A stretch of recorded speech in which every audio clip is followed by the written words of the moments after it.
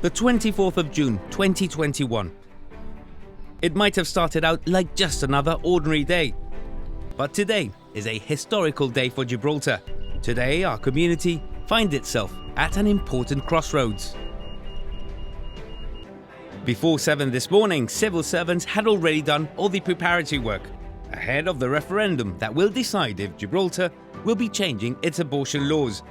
Just before 8, voting boxes were taken to the 15 designated voting stations across Gibraltar, where they were duly inspected in the presence of witnesses before they were sealed, ahead of stations opening their doors to voters promptly at 9 in the morning.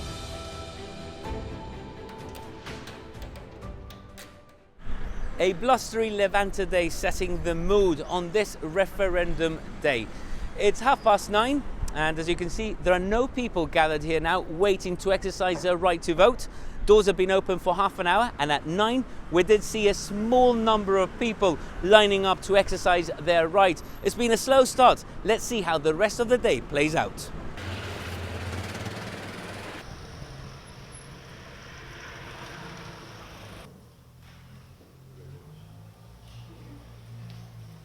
I think females in Gibraltar need to make up their own decision and not be led by other people. We feel very strongly that our future stands in the fact that people vote no. We need to preserve our future, we need to preserve our babies, and this is the future of Gibraltar. Is that it's divided families, it's divided even parties, political parties. So I don't think it's something that should have been decided. We shouldn't have had a referendum.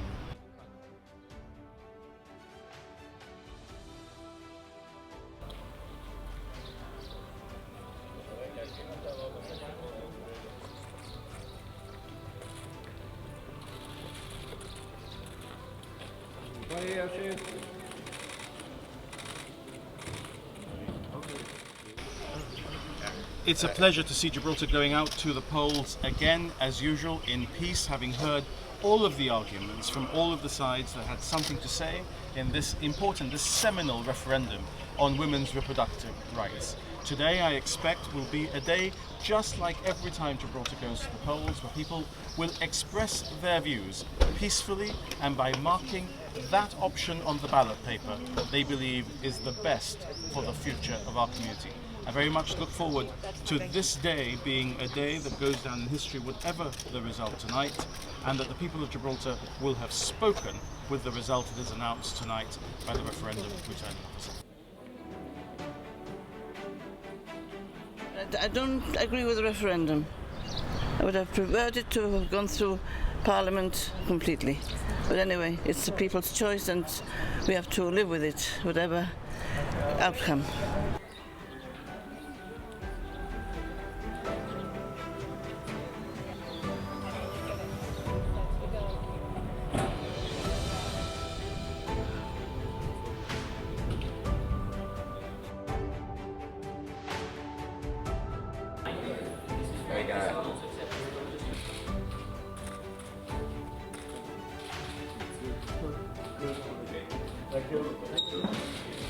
We've got an issue on which at least two people feel strongly.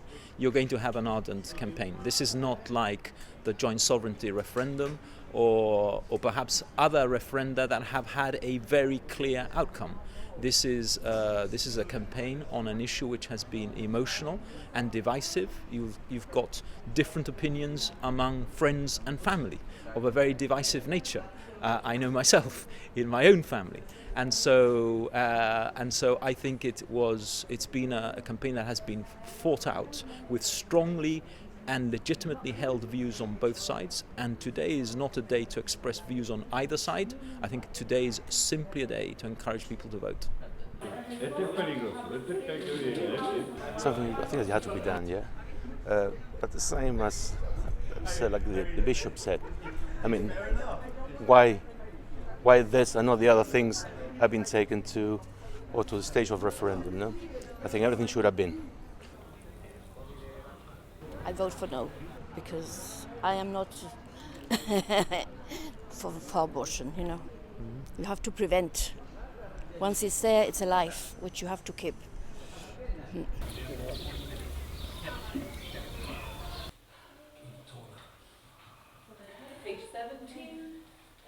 Well, it's about time. It's about time we caught up with more progressive countries. Huh? I left to Holland in 1978, and they had everything back then. So, we're 60 years behind. They had euthanasia, they had the abortion laws, they had decriminalized drugs, gay marriage. All these things were happening in countries like Holland 60 years ago. So it's about time we caught up.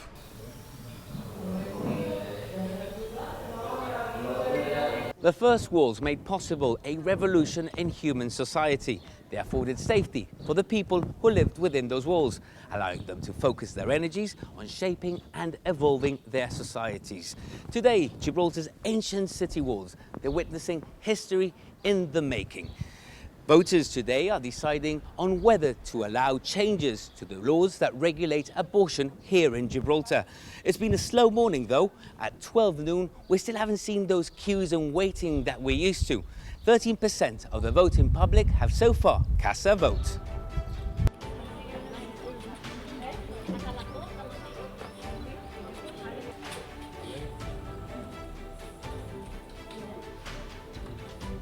This is our fifth referendum in Gibraltar. From 1967 we've had 4, and today this is our fifth one, and it's the first referendum which is absolutely divisive and cuts through families, friendships, traditions, views, ideologies. All the others have been practically united and unilateral in terms of our collective thinking, but in this one we have a completely different set of parameters. So it's a very interesting day as well.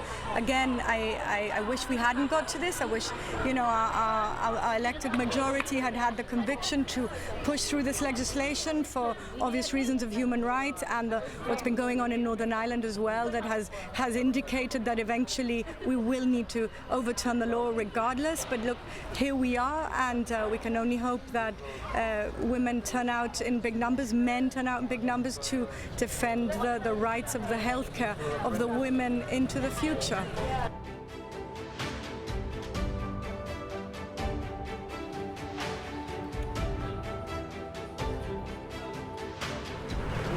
So, Kev, how's it gone this morning? Well, Ruiz, it's been a bit of a slow morning, to be honest. We visited a number of stations across Gibraltar, and we haven't really seen any of those queues, waiting times that we're used to seeing at general elections, at referendum. There's still about 8 hours to go, though, isn't there? And usually there's a bit of a surge when people finish work. So I'm going to head over to see the Deputy Chief Minister cast his vote. And of course, I'm going to be there when the boxes are locked at 10 o'clock tonight. So we'll catch up with each other a bit later on. First, the Governor did his rounds, visiting a number of voting stations. Sir David Steele spoke to officials and civil servants to find out how the referendum was progressing. I was able to catch up with him to ask him what he thought. The referendum today, we very rarely have referenda in the United Kingdom or in Gibraltar. It's a very important historical moment for Gibraltar. This is a very, very emotive and serious issue. But the election process itself, the voting process itself, has been superbly organised, and we have election volunteers here from the United Kingdom to look at how things are going. They go all around the world and see how the democratic process is being carried out, and they are so supremely impressed, especially with the introduction of digital identification of the voters. Gibraltar is quite a divided place at the moment. You're of course going to be there at the count tonight. What are your thoughts about the aftermath of this referendum? I'm going to disagree with you, Roz. I think Gibraltar isn't a divided place.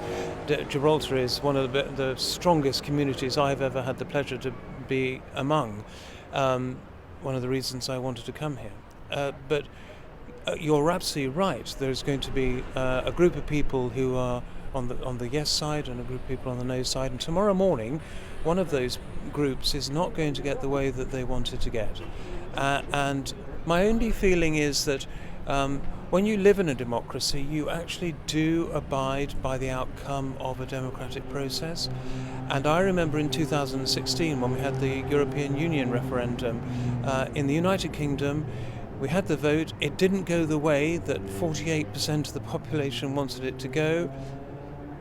And yet we still got up in the morning, the sun still came up, people still went to work. There were no demonstrations, problems or confrontation. People accepted the democratically elected way of doing things, and we got on with life. I am pretty sure that that will happen tomorrow in Gibraltar. I'm certain it'll happen tomorrow in Gibraltar. There will be some upset people because this is such a very important matter. And rightly gone to referendum. But at the same time, I think the Gibraltarian people will get up tomorrow morning, whether they've won or lost on their vote, and they'll accept the outcome. Thank you. We believe that women have the right to choose for their own bodies.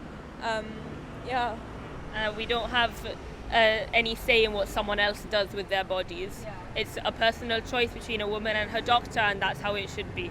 Yeah. To trust healthcare professionals and pro-choice is pro-woman, really. I agree with a woman's right to choose whether or not to become pregnant, but I don't agree with anyone's choice to kill another human being. I'm voting yes today, 100%. Can you tell me why? Women deserve bodily autonomy. I don't think, especially as men, we have the right to tell them what to do. I'm not pro-abortion, but I believe that everyone should have the choice to do anything they want to do. I've never been in that situation, and I hope I'd never find myself in that situation. But if someone found themselves in that situation, I would hope that they would have the support and the choice to do what they believe is best for them and for their future. So I'm here supporting the Yes campaign. I'm not allowed to vote. I haven't been in Gibraltar long enough, but this is an issue that I feel very passionately about. So I have been helping in whatever ways that I can, including helping out today at the polling stations. And for one first-time voter, it was a rite of passage. Honestly, it feels quite empowering. I mean, I think for a vote like this, which is quite substantial and affects quite many people, I pushed for the vote to go down to the age of 16 because I feel that people at the age of 16 should have the right to vote. I mean, we're doing the GCSEs at the age 16, so I thought it was good to be able to have 16-year-olds the right to vote, especially in this referendum, which affects a lot of people, male and women, both alike. Well done, congratulations. It was a pretty special moment to see both campaign supporters cheer on the young voter.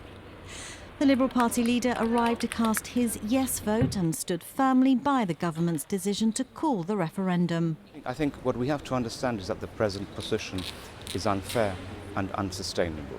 I mean, my view is that the women of Gibraltar who want to have an abortion are entitled to have such an abortion in Gibraltar, in a controlled environment and under very specific circumstances in a way which is safe for them. And the present position where women are forced to go to Spain or go to the United Kingdom or go elsewhere is simply not fair and not sustainable. I think we need to understand that matters of this nature are generally controversial wherever they may happen, not only here in Gibraltar. And we took the view that this was an issue where people should have a say. There are strongly held views on all sides of Parliament and even within different political parties. But we felt on balance that it was better for people to have a say, and that is the democratic exercise that is happening today. The voting station at Westside saw some long queues earlier on in the day, but for the most part it was more a case of a steady trickle. By 5 p.m, just under 35% of people had cast their vote. After all the emotion of the campaigning, the yes campaign and the no campaign, it does feel quite subdued today. Certainly not what we're used to when Gibraltar votes in referendums. We recall the 2016 EU referendum and the 2006 Gibraltar Constitution referendum, when there was a high turnout and a very clear sense of which way Gibraltar was going to vote. Today, we're not getting that sense at all. You really don't know whether it's going to be yes or no.